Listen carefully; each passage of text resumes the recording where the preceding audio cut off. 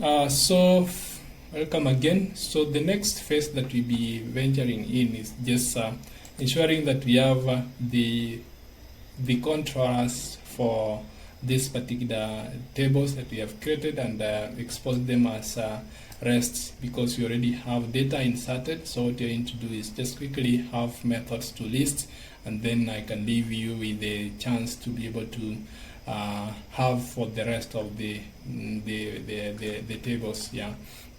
So I'm going just to define a single entity to represent an actor, and then from there we can just go end to end up to exposing it as a controller. So within this particular reactive folder or package, I'm going just to create another package which is going to be entity, right? And then within this one, I'm going just to have a new class which is going to be actor.java. And then from here, once I have the class created, I'm going to just make use of Lombok inbuilt getters and setters. Then I'm going to have at all args constructor. Then I'm going to have at no args constructor. Then within this, I need to specify which table am I going to reference from the script. So I need to specify the table here. So table, at table.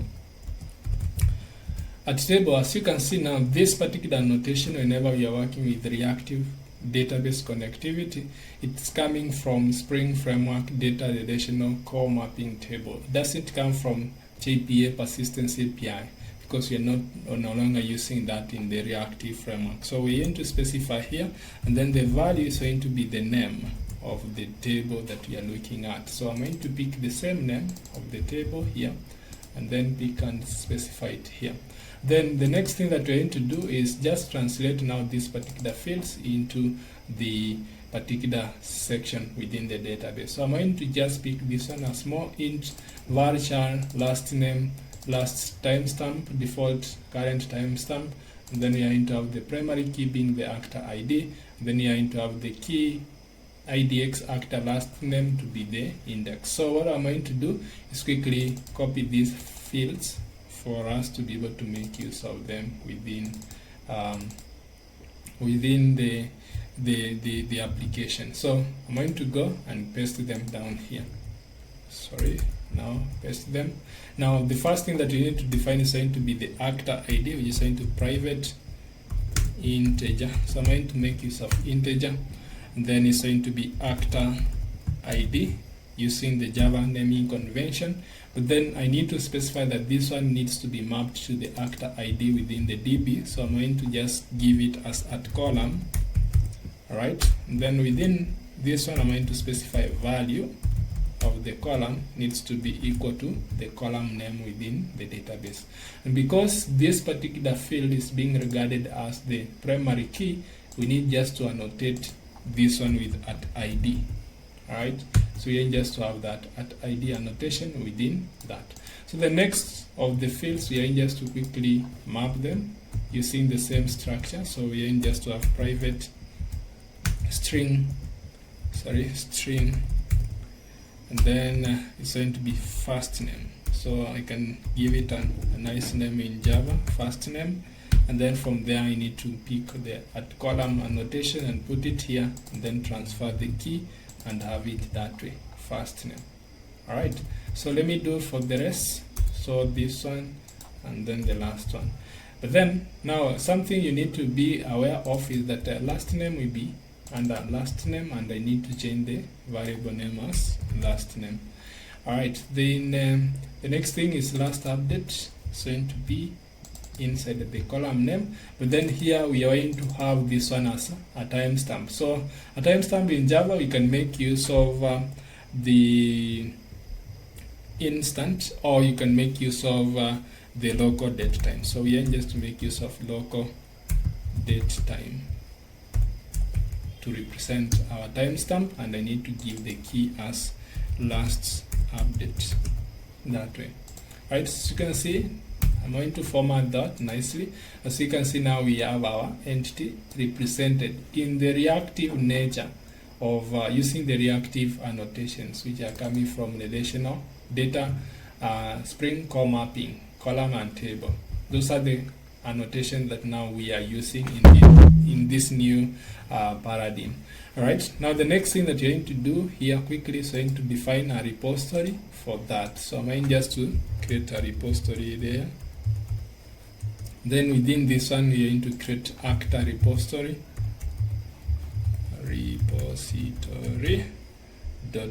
.java, actor repository.java, which is going to be an interface. All right, then this particular interface, if you are coming from JPA, we usually extend JPA repository, but then for this particular reactive framework, we will be extending from reactive CRUD. So you're going to make use of reactive CRUD repository, whereby the rest of the things that we define in JPA remain the same. So you're going to have actor, and then you're going to make use of integer to define the actual key. So our repository is done, and this will be able to give us the nature of methods that we have, like mono, save all, find by ID, that we usually have whenever we are working with the JPA repositories or JPA CRUD repository. So we are going to make use of reactive CRUD repository.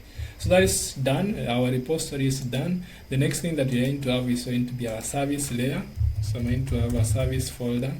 Then within this one, we are just to have another, which is going to be actor service.java. Then within this actor service, we are just to have it as an interface, so that we can have an implementation of that, so that we can be able to have flexibility to do different implementations. So within this service class, service folder, I'm going to create another subfolder, which is going to be implementation, whereby I'm going to keep all the implementation. So it's going to be actor service implementation.java. All right. So with that, we are going to say that this one is going to implement. It's going to be implements, then actor service. So actor service, that way. All right. So remember, this is a concrete class. It needs to be annotated as a service for it to be a service. So this particular annotation comes from the Spring Framework stereotype. So we need to stereotype this particular class as a service. All right. Lastly, we need to have our controller. So I'm going just to create the nature of controller. So controller. Then within this one, we are going to have the actor controller. So actor controller.java. Okay. So this particular class, we are going to annotate normally as we usually do as other controllers. So we are going to just start with the REST controller that way.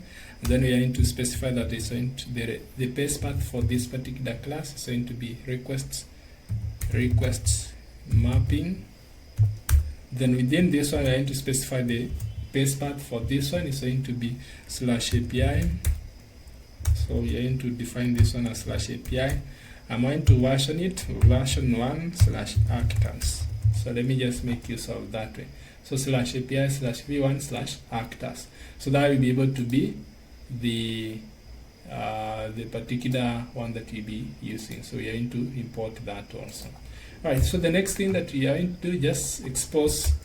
We are going to expose a simple list. But then now in this case, we won't be returning a list. We'll be returning a flux. A flux is one way of using reactive framework to define objects which can be more than one. So whenever you hear flux, then remember it's more than one objects that are expected. So we're going to have a flux, and then this flux is going to be of actor. Right?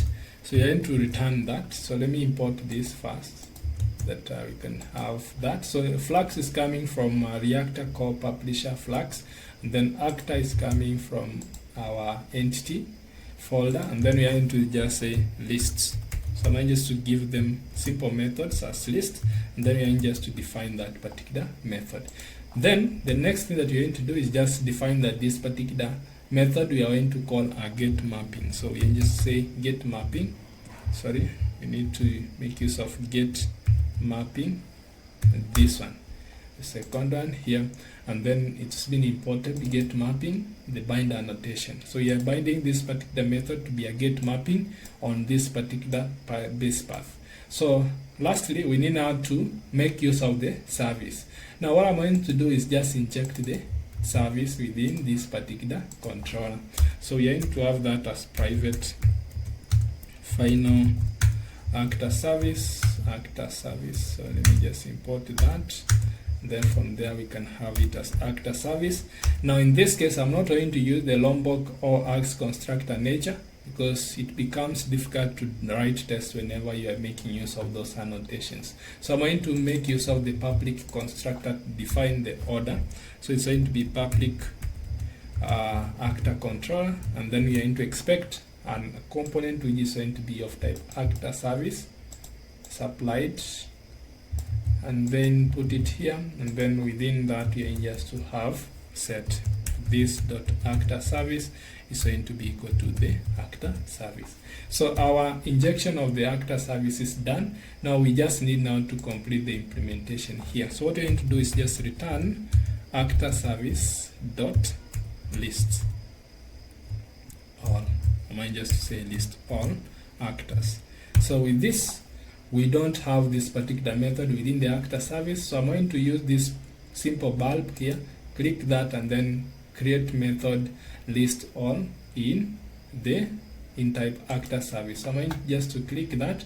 As you can see, that method has been created. So I'm going to click save. Then now you see, once I save, the service implementation knows that I don't have that particular method implemented, and because I'm a concrete class, I need to implement the abstract method within the interface. And to do that, I'm going just to hover this, click this bulb, and override or implement the methods, and then I'm going to select that list all, click OK. As you can see, we have that. Right, so at the moment we are returning null. But then remember, here we need to connect to the database. Now we need our repository injected on this particular section. So we are just to have again private final actor repository, that way. Then we need now the constructor for this particular class, which is going to be public actor service implementation. Then you just to have that, and we're expecting the component of actor repository to be created first before we proceed. So this dot actor repository is going to be equal to actor repository, that way. Right, so this is done. Now we just need to complete our implementation, and now we are going to make use of actor repository. Now if you click dot, you'll be able to find almost the similar methods that we usually have whenever we are working with JPA, and all that is given to you by default. So I'm going just to return this find all method. So you can see, that's it. So all our implementation is done in terms of listing all the actors within the database.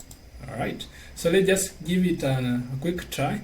So the next thing I'm going to do is just have our REST client within this particular code. So I'm going just to have this one is going to be rest.http.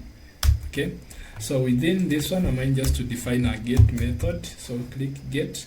Remember from our previous discussion that if you want to save a file rest.http, you just need an added extension. So if you click on extensions, search for REST client, you'll be able to install this particular REST client, which will be able to give you the flexibility of invoking this particular REST client from Hauchao now, and then it will be able to give you the flexibility of using those particular snippets. And then now if I do a get, I'll be able to have that. I'm going to access http //localhost, then port 8080 /API/v1/actors, right? So at the moment we don't have that, but then I need to also have some documentation for this. I'm going to say lists actors, so you can name the particular requests. So I'm going to just specify at name is going to be equal to lists actors, right? So we can name it that way. So if I send this one, you'll be able to see that we don't have that particular endpoint exposed. That is because I haven't restarted the application. So what we are going to quickly do is going to stop this particular file, and then now recreate again. Rerun the application once again. Alright, so let's just wait and check everything okay. Alright, so you can see it is checked that Sakila database is up to date, no migration necessary, and then we have everything set. So I'm going to save this and then click send. You can be able to see now we should be able to get all the list of actors within this particular call. Alright, so that is all in regard to exposing a simple endpoint using the Sakila database. You can be able to obtain the data as it is in the current version of the online available Sakila database. Till next time, thank you.